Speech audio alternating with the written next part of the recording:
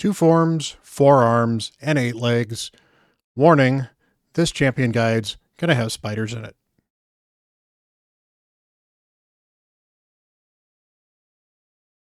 Hello everyone, Bront, CatHerder here. We're having some fun talking Raid Shadow Legends, and we are going to be talking about Lady Mikage. The free fusion that is available for absolutely anybody is obtainable by absolutely anybody, depending on how much time you spend in the game, depending on how many shards you pull, and depending on if you get lucky. But eventually, you will have your chance to get a Lady Mikage. She is amazing. She is useful in all kinds of areas in the game, and we're going to talk about her builds. I'm going to show you the build I have, talk to you about other builds that I've thought about using, or builds that I would use if I got a second one. Yes, I think she's actually usable enough that I would keep a second Lady Mikage. She is that good.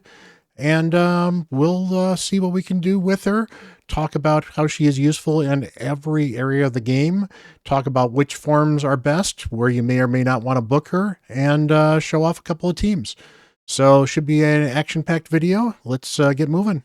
But first, if you guys do like this type of content and appreciate my content, I appreciate it if you hit that like button and hit that subscribe button. You guys are so awesome. If you have yourself a Lady Mikage, let me know where you use her. If you do not have a Lady Mikage, well, let me know what you're missing to get her. Without much further ado, let's dive into Lady Mikage. So we've got Lady Mikage here. She is absolutely amazing looking. She's got the little spider thing on her back. Definitely got the kimono going. Definitely a Shadowkin Japanese vibe to her.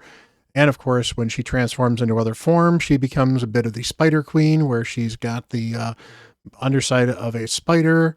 Has some of the other weirdness that happens with some of these demonic forms. The hair's going up. Definitely a very, very cool looking champion. So first of all, she has a increased accuracy in all battles by 80 aura, which is an amazing aura because, you know, accuracy plays anywhere, which means that aura plays anywhere. So 80 is good. It's one of the best. So cannot complain about that at all. We've got various skills here for her. She's got her A1 here on the first form, attacks one enemy, and a random Shadowkin faction ally will team up with her. You can control this by partnering her with just one other Shadowkin, or she'll certainly just grab random Shadowkin as need be, particularly in faction wars. But for teams like Hydra, or even teams, you could certainly use this to your advantage in a Fire Knight situation, where you know a specific champion is going to join in on the Fire Knight as well. She places a shield buff equal to 10% of this champion's max HP in the ally with the lowest HP for 2 turns. That is great. It does depend on her max HP. Generally, that's not exactly how I would build her, but we'll certainly talk about that a little bit later. Her A2 attacks all enemies, decreases the duration of all enemy buffs and allied debuffs by 1 turn, then increases the duration of all enemy debuffs and ally buffs by 1 turn. So it is a debuff reduction and a buff reduction, and a debuff increase, and a buff increase, all in one. Basically, if it's good for your team. If it's bad for the enemy team. Also hits and does some damage, and you can book this to ignore 20% resistance, and you don't even need a book to book this down below the 3 turns. So this is already on 3 turns, even unbooked. That is really nice. Finally, she has her ally attack. This is probably the best ally attack in the game, or among the best ally attacks in the game. You get increased attack, you get increased crit damage, and everybody joins in. And that's good. You get all the extra damage, at least for the most part. Obviously, if they're defense or HP-based champions, you're not getting anything out of the increased attack, but increased crit damage is going to help any nuker do damage. And that's on a 5-turn cooldown, bookable to a 4-turn cooldown. Only takes 1 book. Again, there's only need 4 books on this form, which is great. Finally, she's got a passive here. At the start of this champion's turn, removes all debuffs from the ally with the highest attack. You can focus that one as you wish in arena or in other content as well. So they will get cleansed. They will get things like the stuns removed. Makes it pretty easy for her to support the team. Again, just an absolutely amazing universal support kit. If that was the only part of her kit, she would be a top tier legendary, but it's not. She's got the other form. Other form here, A1 is a 100% sleep debuff for 1 turn and decreases the target's turn meter by 15%. It's not quite as powerful as Siphi's, but the fact that it can ignore 20% resistance is huge. So still a very, very good. And the turn meter reduction is great. Plus, unlike Siphi's, it's always sleep all the time, whereas Siphi's can only be sleep if you're worried about the turn meter. So if you're going to use somebody like a Siphi in, say, Sand Devil, well, then this is actually a more reliable sleep than Siphi. So that's great. A2 here attacks all enemies, places a stun debuff for 1 turn, also decreases the turn meter of all enemies by 30%, and it only needs 1 book and ignores resistance for 20%. That's pretty amazing. Turn meter control is great. Stun is great. The fact that they're both together is very good. If this was pre-Armands, this would be one of the best turn meters and AoE stuns in the game. Post-Armands, it's still very, very good.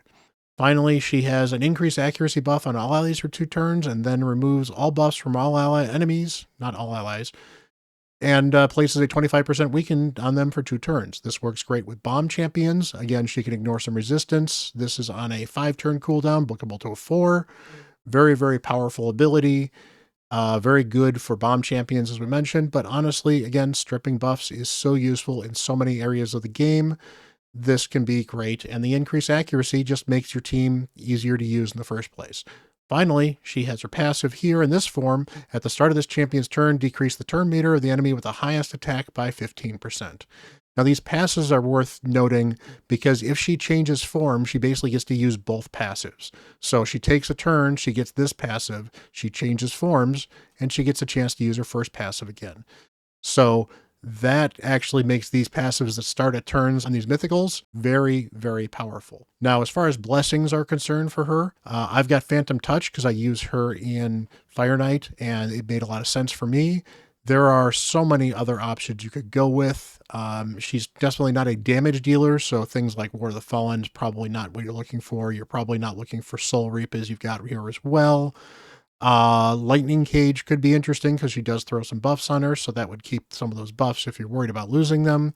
She's got a decent aura, so Intimidating Presence is an option, but probably not her strongest because you generally want that on champions with a speed aura or literally with nothing else to gain from it.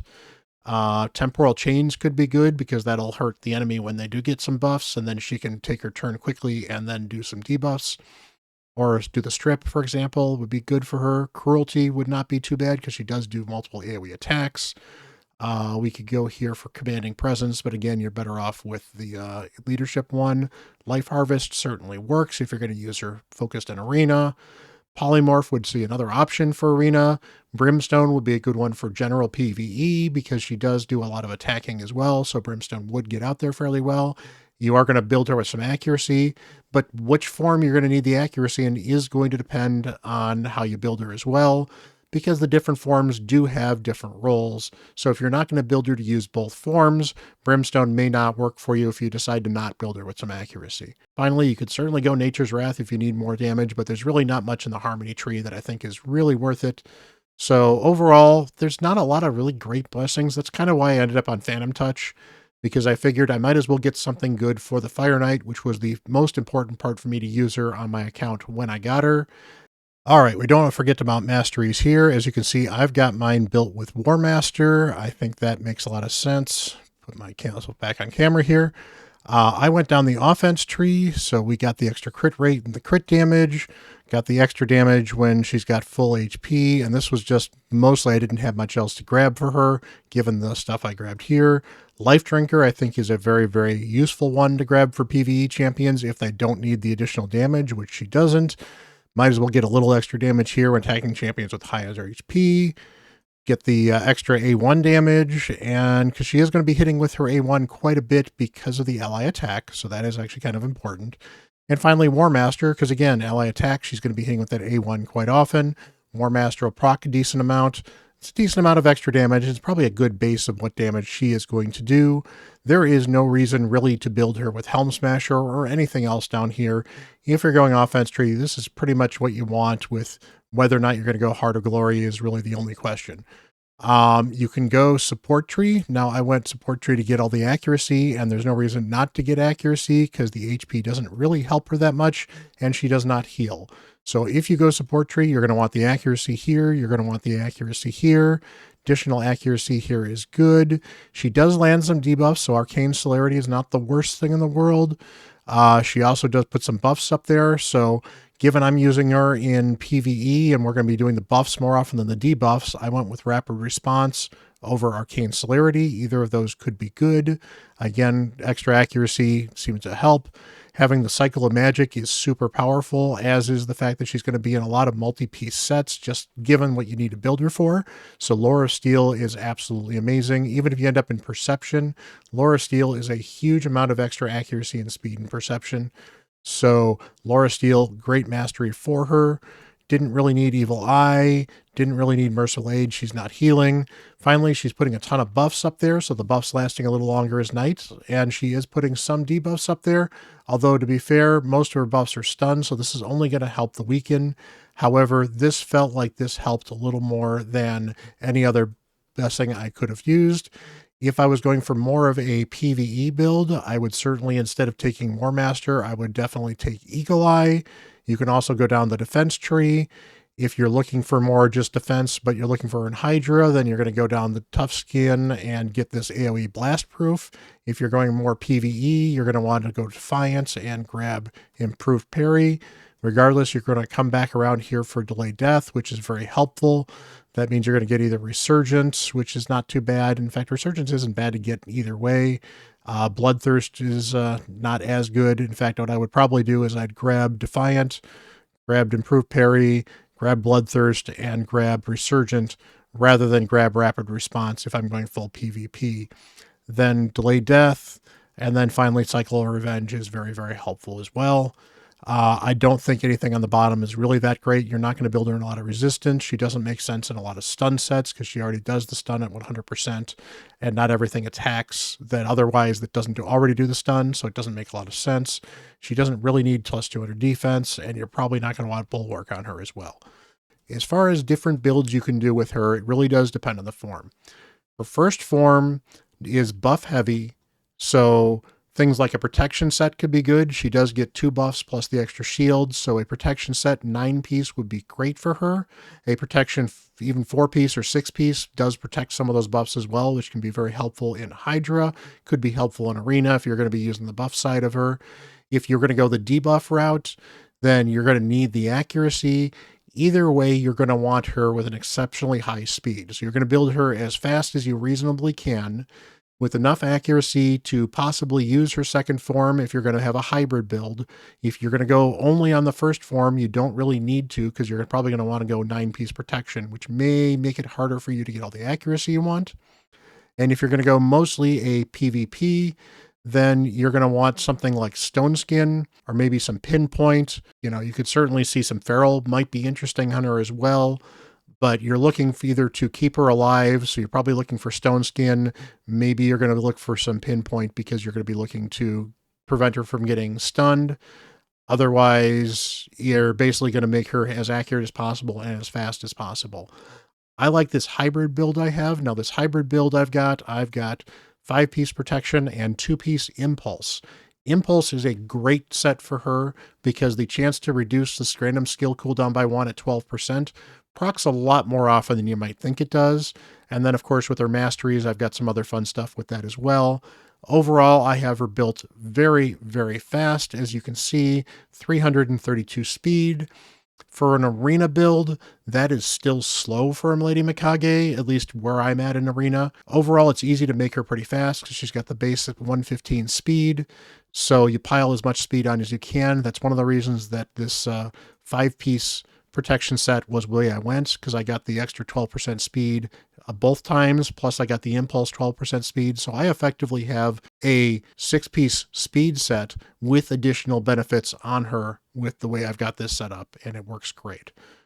So overall, as I said, we've got 332 speed, we've got 461 accuracy.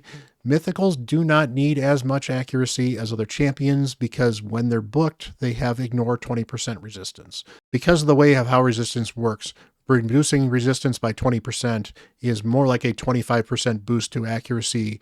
It's pretty big, and it's just unfortunate the way that resistance works compared to accuracy, but that's the way Raid is. So I don't see her as being a particularly big need of resistance. She definitely needs the speed. She definitely needs the accuracy. HP is great. You can certainly build her to do damage. You can see I have not built her to really do a lot of damage. If she ended up with crit rate gloves, I wouldn't complain. In fact, I think I've built somebody's with a crit rate glove because it happened to be one of the fastest with the most accuracy, and it just gave a little bit of extra damage. But she has so many uses with both forms. I like this kind of hybrid build. And really how much of it you want to lean into a PvP build with Stone Skin versus how much you want it to lead into a PvE build with something like Protection Set. It will really depend on where you're going to focus her. I do, however, think that Protection is probably some of the best gear you're going to get on her if you're looking to get as high speed as you possibly can, because it gives her both the benefits of PvE with all the Protection Set, plus all the extra speed of the Protection Set as well. Let's go take her into some content and take a look and see what we can do with her. Okay, so here is my Fire Knight 10 hard team. This is a speedrun team. It runs in about 1.5 to 2 minutes. It is Pen 100% consistent. It definitely required a lot of additional speed. As you can see, she is faster here than she was in the video where I showed what her gear was. And that's because I've got a lot of extra speed here in Fire Knight in the region. One of the things you have to be aware of with Lady Mikage, and honestly with all mythicals, is if you don't program them, they are dumb. They don't know when to change. Sometimes they will change when you don't want them to change. Sometimes they will not change at all. So the way you can deal with making sure that they change is if you want her to be in a particular form, you make sure that you prioritize the metamorph into that form. So here in her base form, that's not what I want here on the waves. I want her to be in this alternate form where I want her to do her stun, because with her stunning and doing the wave control, I can just nuke down the waves at my leisure with everybody else, and I don't have to worry about it. She also does throw out the weaken, which is kind of nice, so that can add additional damage as well, but I'm more worried about getting out there and getting them stunned first, and then weakening them later. The good news is this stuns on a 3-turn cooldown and steals them turn meter as well, so she is one of the best lockouts you're going to find in the game, and she's fast enough that she'll actually get around back to this before the enemy can get a second turn, so she'll pretty much keep them locked out. So I don't want her ever changing back, so I change in her alternate form. I make sure we take this metamorph off, and she never goes back to her first form, and we are here. So in the second round, I again lock out this metamorph. However, I make sure I still put this metamorph as number 1, because what I don't want to have happen is maybe something weird happens, or maybe I reset these at some point in time. She ends up in the first form for some strange reason, and I don't ever get her out of this, and so she's never doing any of these skills, and then I die, and I'm wondering why this is failing. So make sure on all 3 rounds, you make sure you know what form you want the champion on. So we've again got the metamorph locked out here. Want to keep her in her ultimate form. She's going to do the skittering death. And then round 3, she is going to change back into her first form. She should have all her cooldowns done. Turn this metamorph off so she never changes back into her second form. And we are going to prioritize the Imperial Kree here, which is the one that is the ally attack for 4 turns. So she will ally attack as often as possible. Now, the way this team ends up working, she should never have to deal that more than twice, but that's just the way it's programmed, because that's what Kaimar is in there for. He resets them. So this team basically gets to the boss, and then Podrick and Lady Mikage attack. Newt and Newt go. One of them does the turn meter, the other one does their Blessed Bash, and then gets some damage.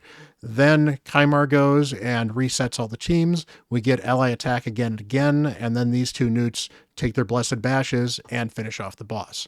And it works really well, and that's how you speed run. But again, you need all of this speed here. So we're talking a 353 So we're talking a 353 Podrick, we're talking a 346 Mikage, we're talking a speed tune for this particular content Kaimar, we are talking a 279 Newt and a 263 Newt. So this is not an easy build to do, but if you can get it done, it's absolutely amazing. So that keeps you through. I'm not going to make the run. This is 100%, but that's generally how Lady Mikage works. She's pretty awesome. She is not going to be the damage dealer. You know what? Let's go through the run just to show you how it works. You can take a look and see how cool Lady Mikage is. So the only thing we do make sure is that Lady Mikage never uses her ally attack, so her ally attack is always available. Now she'll reset it an awful lot, so it shouldn't be a problem. But as you can see, we have all of these waves slept.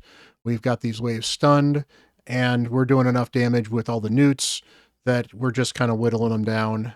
Newt does so much damage, even as A1s and as A2s, that you can pretty much walk through this pretty quickly.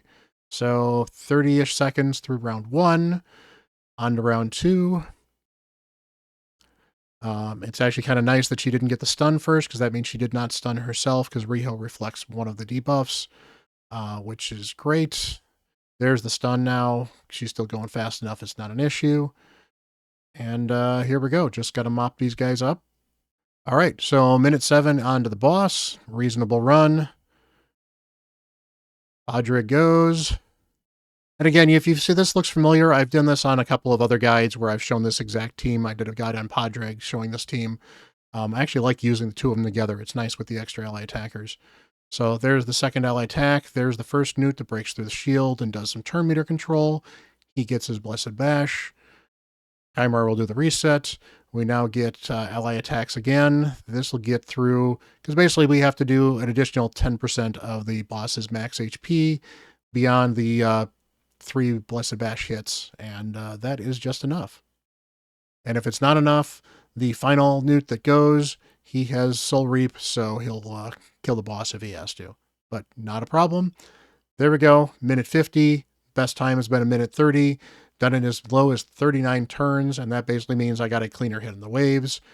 Mikage is absolutely awesome. Not a damage leader here, but you know, the extra attacks through help. And again, if she gets this Phantom Touch out there, same with Padraig, we'll have a couple of extra hits on the boss to get the turn meter controlled even better. It's just, all of it is just to get through with an extra margin of error and maybe clean things up a little bit easier. So let's go take a look in Arena and go see what we can do there. All right, so here's one of the tankier teams I have brought in that I've used Mikage in. I don't use this one too often, but it's definitely a fun use of Mikage in her first form. So basically, we've got Duchess here keeping everyone alive. We've got Freya, who's going to do all the protection. We can have Lady Mikage. She can either choose to strip off or she can do an ally attack, which is kind of nice with Freya because we might get some provokes. And on top of that, then we've got a Harima who finally does a lot of the mopping up.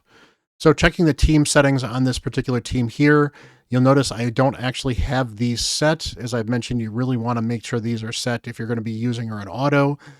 The problem with Lady Mikage is that she is such a flexible champion that I don't like to use her on auto because I like to make some choices. But we'll definitely go through and take a look. So we'll start this off of auto. All right, so nobody here is doing anything exciting, so let's go kill the Reviver with the ally attack. Not quite, but we got all the provokes out, which is absolutely great. Let's get that cleanse off. Get the veils up. And then let's just wail on Arbias. Arbias is pretty tough, so I guess I shouldn't be too surprised. Now we are going to go change over to Mikage's other form, and we are going to stun everybody. That was very useful. Get some shields on.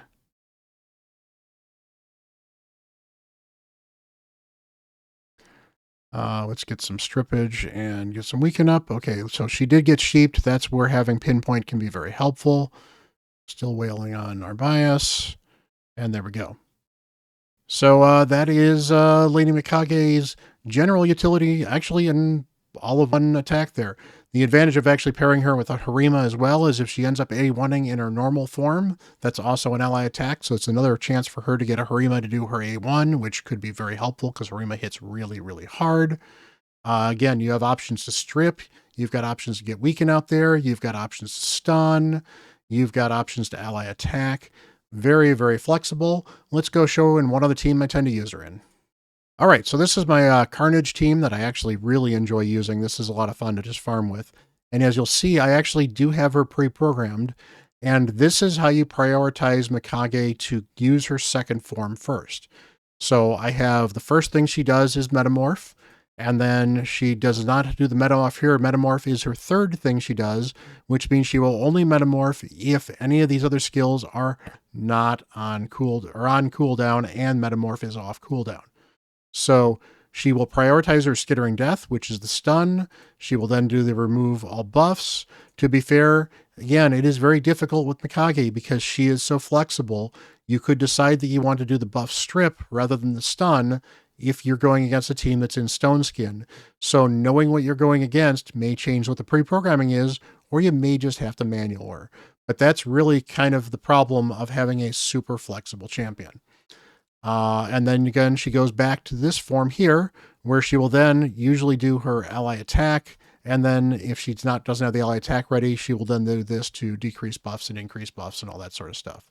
So she is very, very fun. Meanwhile, I've got my Carnage. You'll see he's actually set to do some stuff pretty similarly, where he goes into his alternate form and tries to do the AoE nukage. So let's let this team run, see what we can do here against Ultimate Death Knight.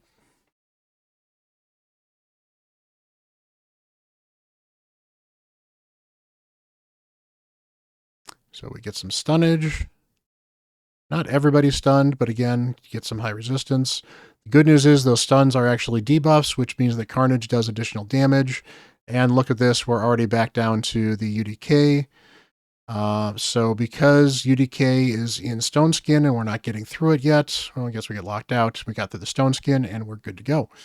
So that is Lady Mikage, and that's how you program her. And again, pairing her with another mythical. She is so good in Arena. Where she probably is one of the best champions in Arena is in Live Arena, because you can use her as an ally attack. You can use her as a buff improvement. You can move her as a buff disimprovement. You can use her as a buff strip. You can use her as a stun. You can use her as a lockout. So flexible in Live Arena. She can be very useful. And since you're controlling her anyway, you can pick what you want to do. It also means that your enemy doesn't know what you're going to do with Lady Mikage. Because if you're looking for the lockout and they think you're going to do the ally attack and don't think the ally attack's dangerous, maybe they don't block Lady Mikage. Maybe they're worried about the ally attack, so they block her instead of somebody else, and you're just using her for lockout, but you have another lockout. So brings an air of mystery and, very, very helpful. So let's go take a look at Hydra. I'm going to show you a team I've got built kind of specifically for her. She is awesome in Hydra. All right, so what I have here is what I call my double ally attack team. I've got Podrick here to keep everyone alive because he's got the continuous heals. I've got Lady Mikage in here to do increase of the duration of the buffs, which will actually keep the continuous heals on longer. And I decided to pair her up with Ninja. Oboro would be another option as well, and in fact, the Oboro teams are really, really good as well.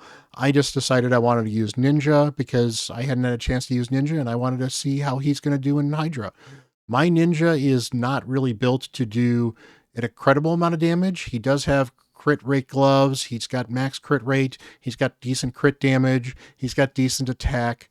But he's got almost 700 accuracy because I was using him in other areas of the game where I needed that much accuracy, and I haven't really rebuilt him since then. He is also almost 280 speed because I needed him to be really, really fast for that area as well. Probably I would do a little bit more damage if I were to build him in Cruel or build him in Savage, something along those lines. But I like him super fast and super high accuracy, particularly for some of the places I use him in.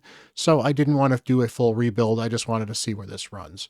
The other thing that's nice about this team is he activates burns. Venus puts out burns. So having a second burner to get extra burns out means that he's going to do more damage with his A2 because he's not going to have to land burn every single time, and he's going to extend it all over the place. So this should be amazing. This should be a lot of fun. And Lady Mikage is good. Here's the thing with Lady Mikage. In this form, you want her in Form 1. So I have her specifically designed to not change off of Form 1 because you don't care about the buff strip that much. You can't stun the boss. You can't turn meter control the boss. You can't sleep the boss. So all you're left with is weaken and occasionally stripping some buffs. But that's what Uko is there for, is the buff strip. So, and I don't really care about the weaken too much because we got decreased defense and weaken with Venus there as well. So very amazing champion. Let's go see what she's going to do in Hydra. So 274, almost 275 million. That is a great total. That is more than I have ever gotten with this team.